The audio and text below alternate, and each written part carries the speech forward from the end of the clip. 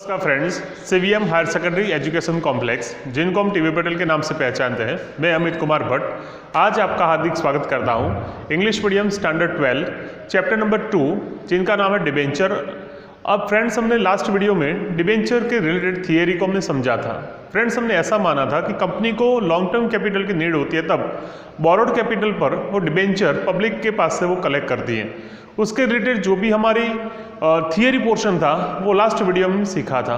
Friends, आज हम example के साथ चलने वाले हैं।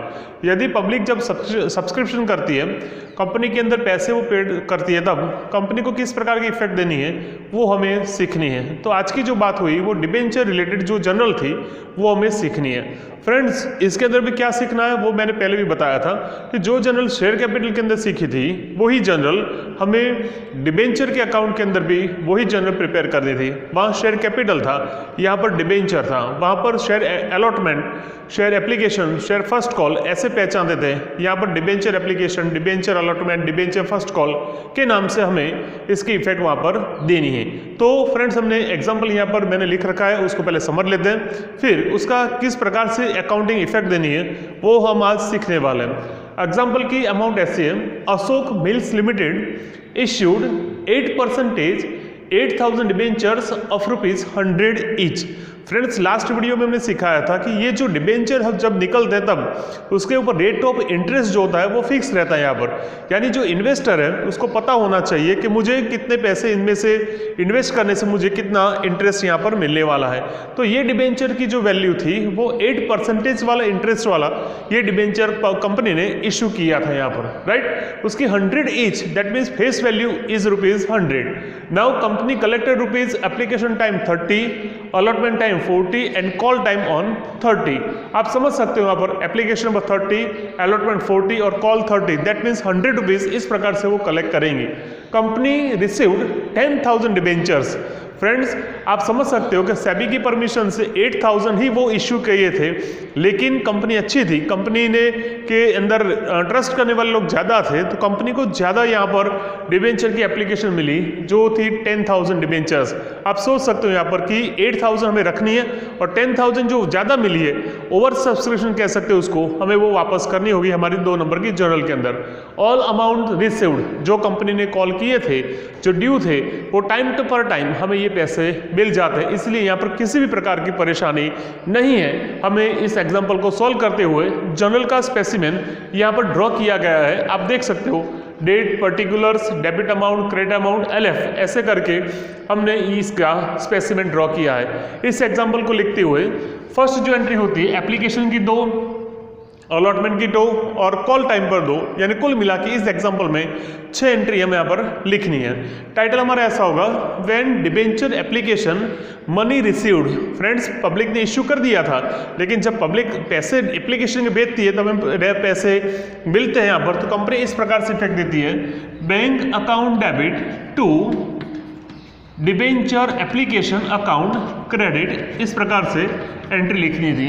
आपको पता होना चाहिए, जब शेयर कैपिटल लिखा था तब bank account debit to share application account credit किया था, यहाँ पर डिबेंचर एप्लीकेशन लिखना था। यहाँ पर आप समझ सकते हो हमें 10,000 एप्लीकेशन रिसीव हुई, यहाँ पर 10,000 मल्टीप्लाई अमाउंट थी 30 इज इक्वल टू हमें इस टाइम पर 3 लाख कंपनी को एप्लीकेशन टाइम पर कलेक्ट हो रहे हैं, राइट। नंबर 2, अब जो ये डिबेंचर की एप्लीकेशन हमें मिली थी उसको हमें ट्रांसफ़र करना था डिबेंचर अकाउंट के अंदर, और जो एक्सेस एप्लीकेशन थी हमें वो रिटर्न करनी थी। तो इस प्रकार से एंट्री होगी हमारी debenture application account debit, right. Amount होगी हमारी 10,000 multiply 30 is equal to 3 lakh.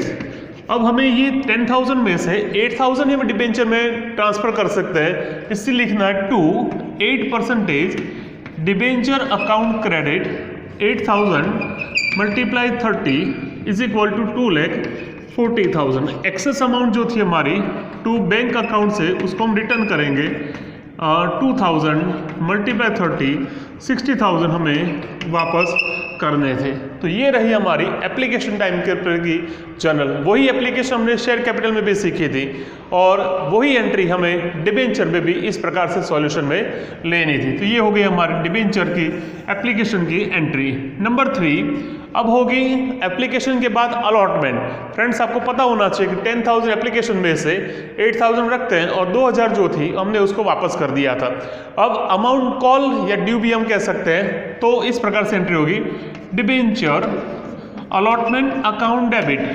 हमारे पास डिबेंचर है 8,000 मल्टीप्लाई अलॉटमेंट के पैसे 40, अमाउंट होगी हमारी 3,20,000 to 8% debenture account credit 3,20,000। Company public के पास अलॉटमेंट टाइम पर 3,20,000 कॉल करेंगे या वो ड्यू करेंगे, है ना। अब ये पैसे हमें मिल रहे हैं, इसीलिए ऐसा लिखना है bank account debit to debenture allotment account credit, amount वही सेम 8,000 मल्टीप्लाई 40 3,20,000 3,20,000। आपको पता होना चाहिए कि वही एप्लीकेशन जो शेयर कैपिटल में लिखी थी वही यहाँ पर डिबेंचर के अंदर भी वही लिखनी थी, अलॉटमेंट के पैसे ड्यू और उसी के पैसे में यहाँ पर मिल जाते हैं। फ्रेंड्स ये तो बहुत सिंपल सा एग्जांपल है। यहाँ पर आप देख सकते हो कि हमने 320 मिल रहे हैं, यहाँ पर कॉल किए थे वही पैसे में यहाँ पर मिल जाते हैं। सपोज यहाँ पर कोई ऐसा डिबेंचर होल्डर है कि वो इसका इंस्टॉलमेंट पे नहीं कर रहा है यहाँ पर, तो किस प्रकार से हम सॉल्यूशन करेंगे वो भी हम साथ साथ में आज कलेक्ट कर लेते हैं। यहाँ पर आप देख सकते हो कि पूरे के पूरे पैसे यहाँ पर हमें मिल जाते हैं। मान लो कि कोई ऐसा था 1000 डिबेंचर होल्डर वाला कोई पर्सन था हमें जो हमें पैसे नहीं दे रहा है यहाँ पर, तो किस प्रकार की एंट्री करनी थी, तो हमें यहाँ पर सिर्फ करेक्शन करना था। आप देख सकोगे यहाँ पर कि बैंक अकाउंट डेबिट और calls in arrears account debit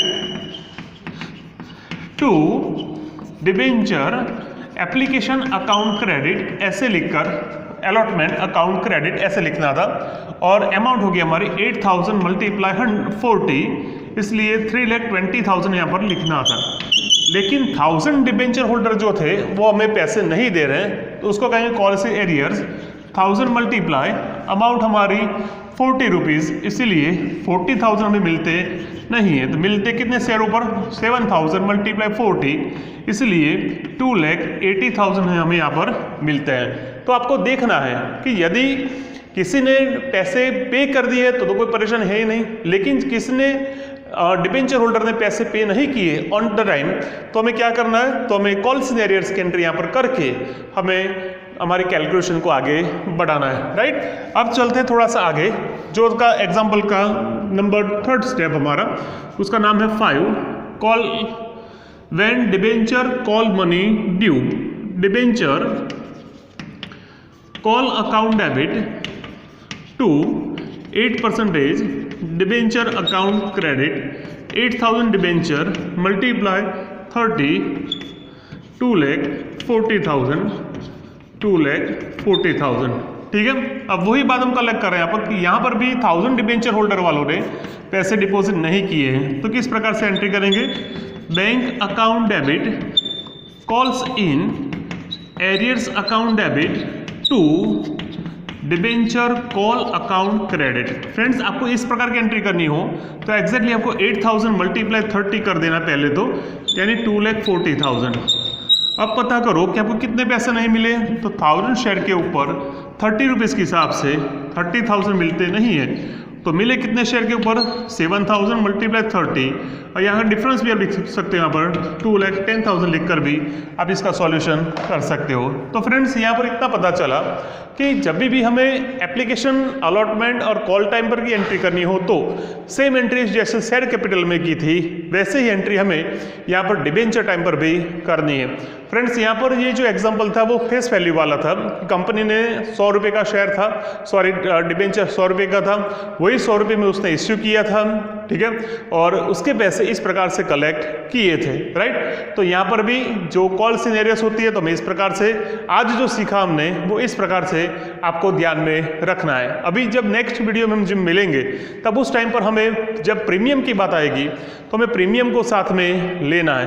premium में आप क्या कर सकते हो, तो आप समझ समझ सकते हो कि प्रीमियम जब होता है तो हमारे पास ये जो फेस वैल्यू थी हमारी 100 रुपये का डिबेंचर होता है तो 120 के हिसाब से वो इश्यू करते हैं। तो ये जो एक्सेस जो एंट्री है जो 20 रुपीज़, उसको हम सिक्योरिटीज प्रीमियम के नाम से हम पहचानेंगे। से प्रीमियम कभी भी वो कलेक्ट कर सकते हैं, चाहे एप्लीकेशन नंबर टाइम पर भी हो सकता है, चाहे अलॉटमेंट पे भी हो सकता है, चाहे कॉल के टाइम पर भी हो सकता है। तो आपको कोई परेशान नहीं, तो आपको सिक्योरिटीज प्रीमियम की एंट्री या 3rd नंबर वाली एंट्री में आप लिख सकते हो debenture allotment account debit to debenture account to securities premium account के हिसाब से एंट्री कर सकोगे। फ्रेंड्स ये आपकी जानकारी के लिए, लेकिन जब अलग से हम वीडियो बनाएंगे प्रीमियम के टाइम पर, उसके ब्रीफ में हम डिस्कशन करेंगे और उसको किस प्रकार से उसकी इफेक्ट देनी है वो भी हम सीखेंगे। तो ये सिंपल सा एग्जाम्पल आपकी बोर्ड की एग्जाम की प्रिपरेशन के फाउंडेशन में आज आपको दिया है, तो आप उसको याद करना, अच्छी तरह से सॉल्यूशन करना, और कोई परेशानी हो तो पर्सनली मेरे से कॉल करके इसका सॉल्यूशन आप ले सकते हो। Thank you all.